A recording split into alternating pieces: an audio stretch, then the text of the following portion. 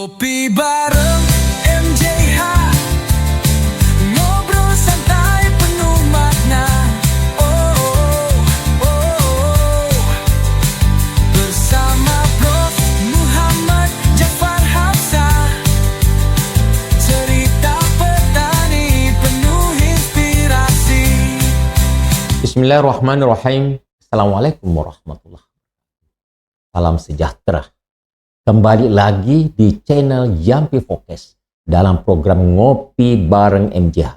Ngobrol seputar pembangunan pertanian Indonesia bersama Muhammad Jafar Hafsah. Selamat berjumpa pada sahabat-sahabat Focus. Kali ini kita akan membahas tentang konversi lahan pertanian di Indonesia.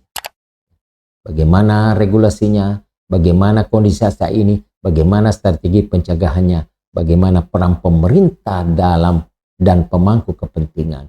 Karena konversi lahan pertanian, konversi lahan sawah menjadi non pertanian sungguh-sungguh sangat mempengaruhi daripada produksi pangan, terutama beras. Lahan pertanian di Indonesia makin menyusut. Konversi lahan pertanian menjadi bukan pertanian semakin banyak, semakin laju. Sementara itu kebutuhan pangan terus meningkat dari tahun ke tahun. Dan jangan lupa apalagi sekarang ini kita akan menuju kepada atau mempertahankan swasembada pangan di Indonesia. Ironisnya konversi tersebut dijadikan untuk keperluan lain, untuk perumahan, jalan raya, industri atau pabrik, ya, restoran, dan lainnya kepentingan ya untuk yang bukan pertanian. Karena lahan pertanian itu terutama lahan sawah kan sudah ready prepare dan itu berada di ya banyak sawah-sawah yang berada di kota ya, di perkotaan ya, di ibu kota kabupaten dan lain yang di situ akan dibangun perumahan. Maka sawah dan lahan pertanian itu kan lahan jadi langsung sudah bagus posisinya sehingga gampang atau terlalu bisa dirubah menjadi lahan bukan pertanian. Ini yang menjadi suatu persoalan. Setiap hektar sawah yang hilang berarti ribuan piring nasi, ya, piring makanan di masa depan ikut terancam.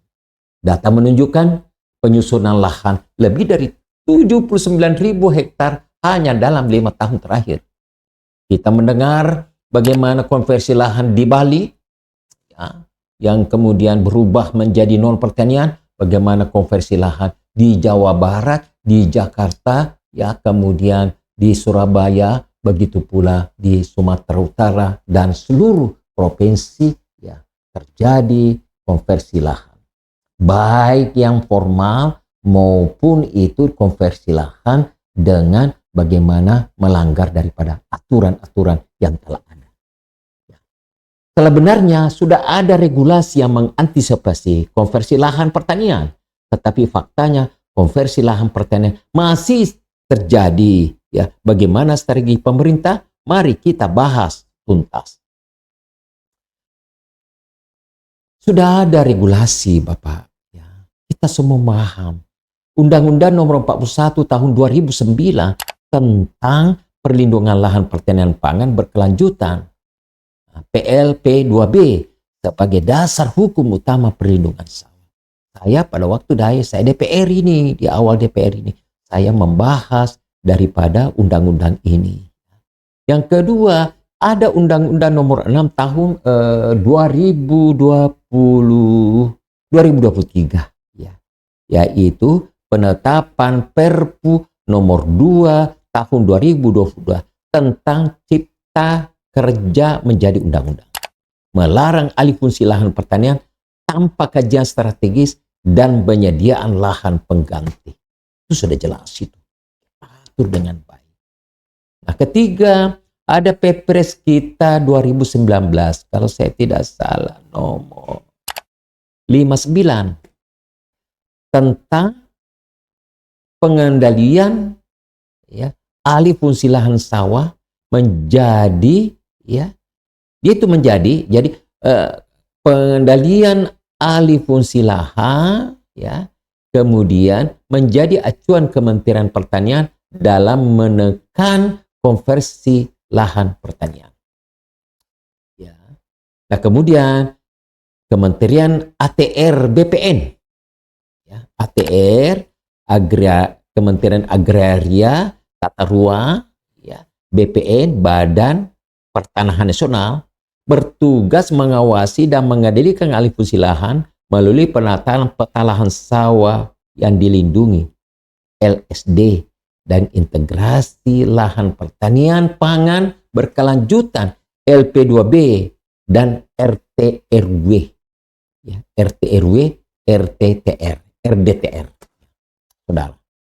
Nah, bagaimana saudara sekalian kondisi yang terjadi sekarang ini di lahan-lahan pertanian, di lahan sawah? Berdasarkan Kementerian Pertanian, lahan pangan di Indonesia hanya 0,2 hektar per kapita, jauh di bawah Amerika Serikat. Amerika Serikat itu 1,21 hektar per orang, ya, per kapita.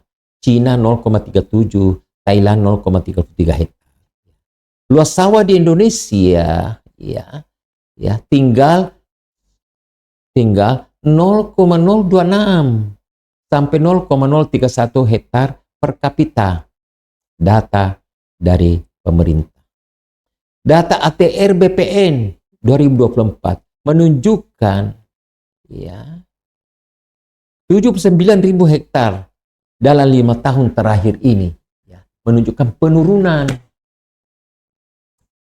dari 7,5 juta hektar 2019 menjadi 7,4 juta hektar dalam 2024.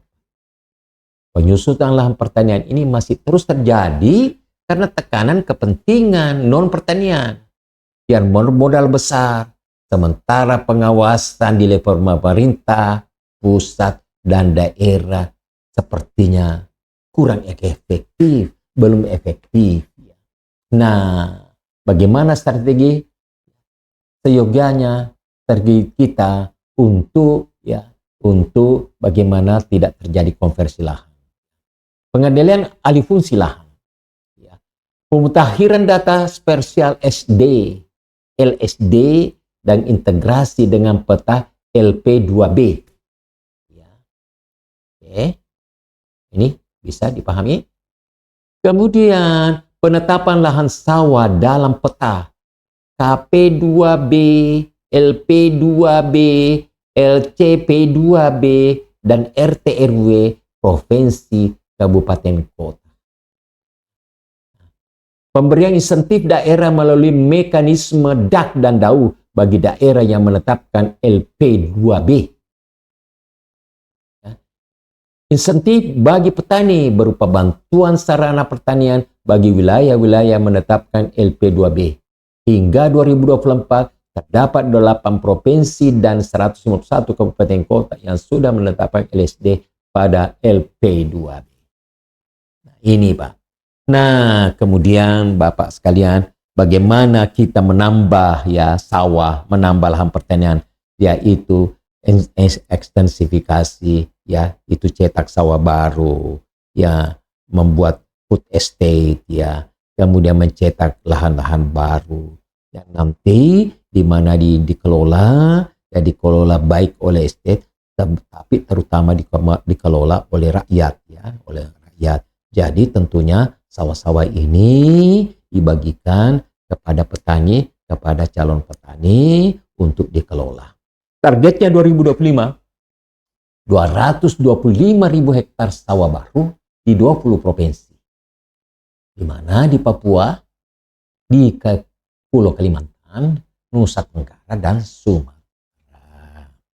Kalimantan Tengah menjadi fokus utama dengan target 85.000 hektar. Progres 162.000 hektar siap konstruksi. Percepatan kontrak pelaksanaan SID terus berjalan.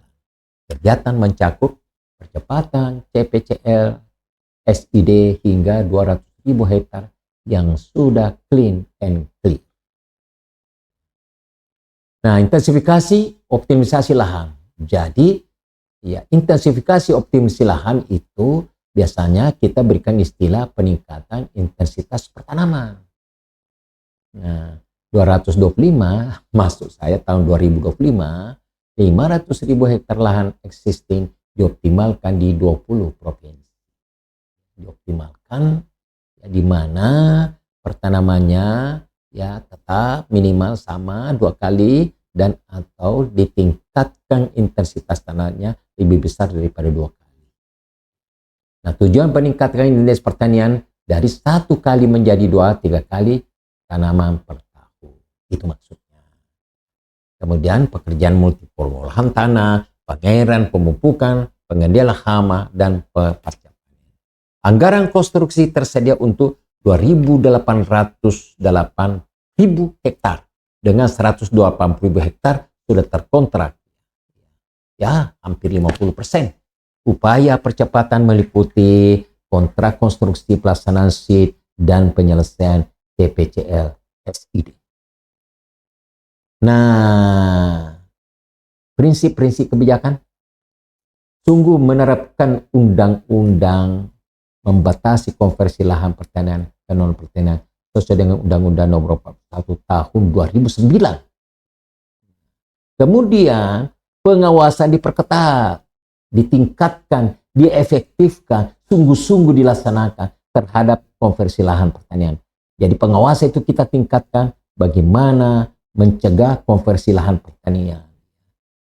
Karena banyak juga dalih-dalih bagaimana sehingga dapat menyesuaikan dengan undang-undang. Misalnya yang tadinya lahan pertanian yang beririgasi, kemudian bagaimana menutup irigasi tersebut sehingga ya sawah-sawah tersebut tidak mendapatkan air sehingga menjadi kelihatannya berubah sawah menjadi non sawah tampakan fisiknya, dan itu nanti ada alasan untuk mengkonversi. Nah, jadi pengawasan diperketat terhadap konversi lahan pertanian sesuai dengan Undang-Undang 41 Tahun 2009 tentang perlindungan lahan pertanian pangan berkelanjutan.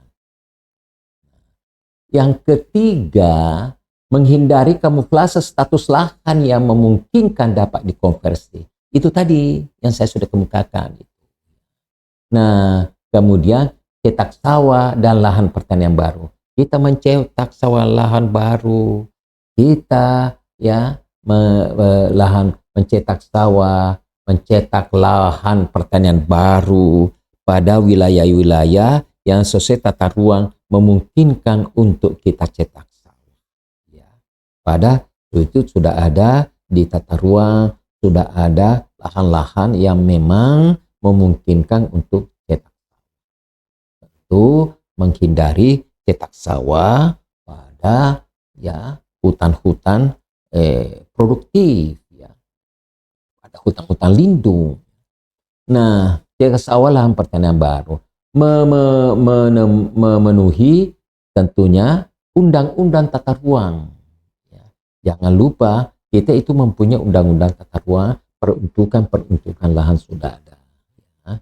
Yang kemudian tentu diikuti dengan peraturan-peraturan di bawahnya ya untuk bagaimana sungguh-sungguh pemanfaatan atau bagaimana mewujudkan tata ruang.